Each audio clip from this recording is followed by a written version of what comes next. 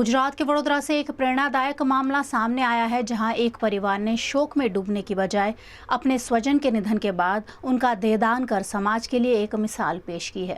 मृत्यु जीवन का अंत नहीं है। यदि संकल्प मजबूत हो तो ये कई लोगों के जीवन की नई शुरुआत बन सकती है। वडोदरा निवासी स्वर्गीय पद्माकर शंकरराव पानवलकर अब इस दुनिया में नहीं रहे, लेकिन उनका शरीर अब चिकित्सा जगत के लिए अमूल्य योगदान बन गया है। उनके पुत्र श्रीपाद पानवलकर और पुत्री मनीषा हरने ने मानव सेवा की इस भावना को आगे बढ़ाते हुए अपने पिता के देहदान का निर्णय लिया। मनीषा मारी बेन है ने मारा फादर है अने एमने 2016 ज बॉडी डोनेशनનો फॉर्म भर्यो હતો।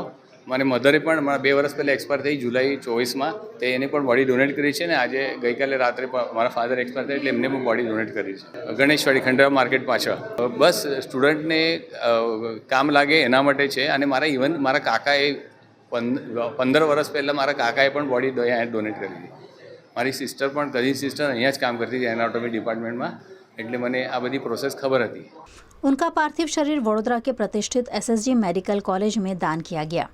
इस देहदान से मेडिकल छात्रों को मानव शरीर की संरचना समझने और चिकित्सा अनुसंधान में महत्वपूर्ण सहायता मिलेगी।